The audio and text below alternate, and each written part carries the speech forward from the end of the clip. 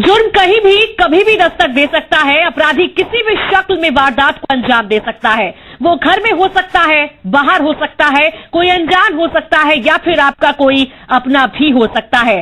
इसलिए खुद को बचाने, अपनों को महफूज रखने के लिए जरूरी है आपका हर पल अलर्ट रहना, आपका डिटेक्टिव होना। नमस्कार, मैं हूं आपके साथ प्राची पाराशर और आप देख रहे हैं डिटेक्टिव।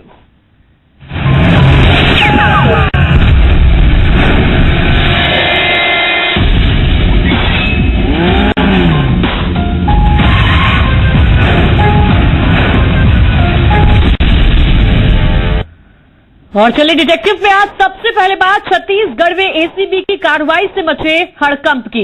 आज छत्तीसगढ़ में छापे ही छापे पड़े। 9 भ्रष्ट अफसरों के 15 ठिकानों में एसीबी की सबसे बड़ी छापेमारी पड़ी। शिकंजे में 100 से ज्यादा अफसर आए। काले धन के कुबेरों का पूरा हिसाब किताब टटोला गया।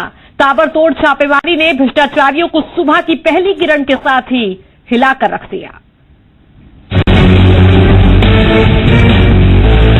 10 डीएसपी, 26 से ज्यादा इंस्पेक्टर, 100 से ज्यादा पुलिस वाले।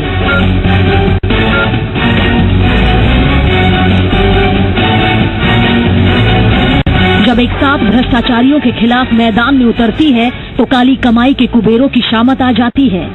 यह तस्वीर गवाह है इस बात की कि आखिर कैसे छत्तीसगढ़ में बेईमान अधिकारी भ्रष्टाचार के दलदल में अपना आशियाना बनाकर बैंक बैलेंस बढ़ा रहे थे। कैसे काली करतूतें काला धन बनकर उन पर बरसात कर रही थी। दरअसल छत्तीसगढ़ में एंटी करप्शन ब्यूरो की टीम ने अब तक की सबसे बड़ी छापेमारी की। इतना कुछ मिला कि भ्रष्ट अधिकारियों की काली करनी पर से पर्दा उठ गया। 9 अधिकारियों के घरों पे और अन्य ठिकानों पे रेड हुई है, जिसमें जैसा उम्मीद थी उससे ज्यादा प्रॉपर्टी रिकवर हुई, अनकवर की है। जितनी प्रॉपर्टी मिली है वो अब तक की हुई सबसे बड़ी रेडों में से एक रेड मानी जाने लायक ये रेड रही है।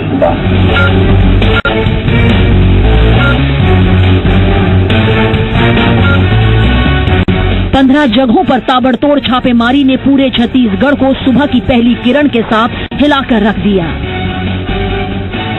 रायपुर, बिलासपुर, दुर्ग, भिलाई, अंबिकापुर, कोरबा, दंतेवाड़ा, बैकुंठपुर, बस्तर, कोरिया, जांजगीर चांपा।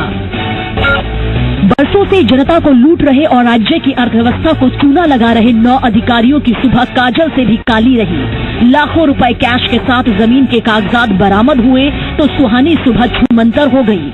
सवाल खड़ा हुआ कि क्या राज्य और केंद्र की बेहतरीन योजनाओं का फायदा यही भ्रष्टाचारी उठा रहे थे।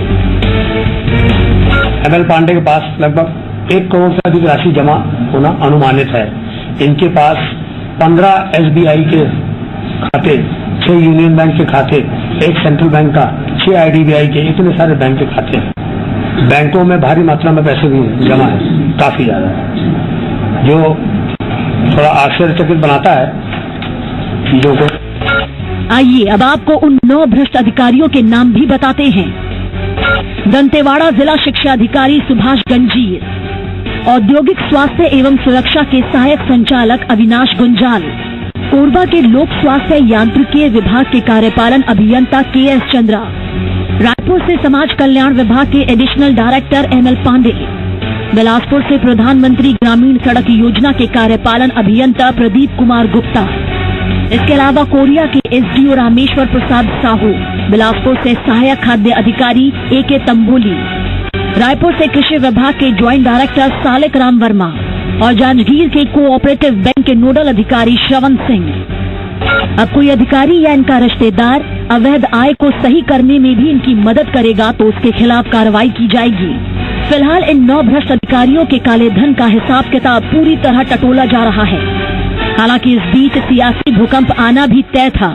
सरकार की जो मंशा है बड़ी स्पष्ट है कि छोटी मछलियों के ऊपर छापे डालो, बड़े मगरमच्छों को छोड़ दो। यदि सरकार की मंशा भ्रष्टाचार को खत्म करने की है, दोषी अधिकारियों को पकड़ने की है, तो आखिर 14 वर्षों के कार्यकाल में ये सरकार किसी भी बड़े मंत्री, किसी भी बड़े अधिकारी को क्यों नहीं पकड़ सकी है? क्या जिन लोगों के यहाँ छापा मारने की कार्रवाई आज की गई है उस विभाग में वही भ्रष्ट है, सारे लोग ईमानदार हैं? पैसा नीचे से लेकर ऊपर तक बंटता है तो कार्रवाई नीचे से ऊपर तक सबके ऊपर क्यों नहीं होती है, ये कांग्रेस का प्रश्न है। बीजेपी ने भी जुबानी तीर से कांग्रेस पर हमला बोला। मैं कांग्रेस पार्टी से पूछना चाहता हूँ, इसमें कौन छोटा अधिकारी है और एसीबी का रेड कोई छोटे आदमी के ऊपर पड़ता है क्या? एसीबी का रेड हमेशा बड़े अधिकारियों पे पड़ता है। अदालतों में चालान पेश हुए और अदालत से सजा भी अब मिलना प्रारंभ हो गई है। भ्रष्टाचारियों के हाथों में हमेशा कपकपाहट रहे, इसके लिए ये किया जा रहा है और निश्चित रूप से अब छत्तीसगढ़ भ्रष्टाचार मुक्त राज्य बनेगा। बात सिर्फ इन 9 भ्रष्ट अधिकारियों की नहीं, बल्कि काले धन को समेटे बैठे हर उस शख्स पर से पर्दा उठाना जरूरी है जो छत्तीसगढ़ पर भ्रष्टाचार की कालिख पोत रहा है। रायपुर से सुदीप त्रिपाठी की रिपोर्ट, जी मीडिया। आईएसआई के जासूस बलराम के एक साथी को सतना सिटी कोतवाली पुलिस ने गिरफ्तार किया है। हाई प्रोफाइल लाइफ जीने वाला केपी यादव सतना के खजूरी टोला का रहने वाला है। केपी यादव को करोड़ों की संपत्ति का मालिक बताया जा रहा है। सतना के खजूरी टोला में आलीशान मकान है। केपी के मकान में ही विश्व हिंदू परिषद का कार्यालय है और कई कोचिंग सेंटर चलते हैं। सूत्रों की माने तो पुलिस को शक है कि बलराम के साथ केपी यादव भी जासूसी कांड में लिप्त हो सकता है। हालांकि इस मामले में सतना पुलिस कुछ भी कहने से बच रही है।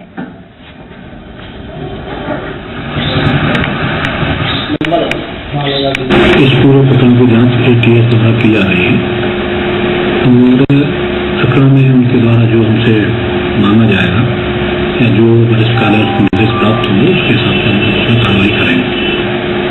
क्योंकि पूरे प्रकरण की जांच एटीएस के द्वारा की जा रही है, इसलिए मेरी तरफ से कोई कहा जाना इसमें नहीं है। शिवपुरी में मकान मालिक दारा की ही 9 साल की बच्ची का कातिल निकला है।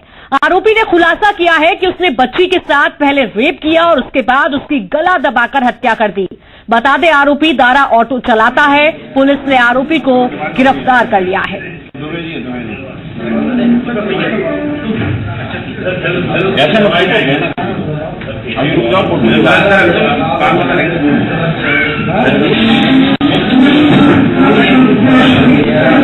तो 9 साल की बच्ची की हत्या का खुलासा पुलिस ने कर दिया है और मकान मालिक दारा ही बच्ची की हत्या का आरोपी निकला है, हत्यारा निकला है। बता दें आपको कि दारा ने खुद कबूल कर लिया है कि पहले उसने 9 साल की मासूम को अपनी हवस का शिकार बनाया, फिर उसके बाद गला दबाकर मासूम को मौत के घाट उतार दिया।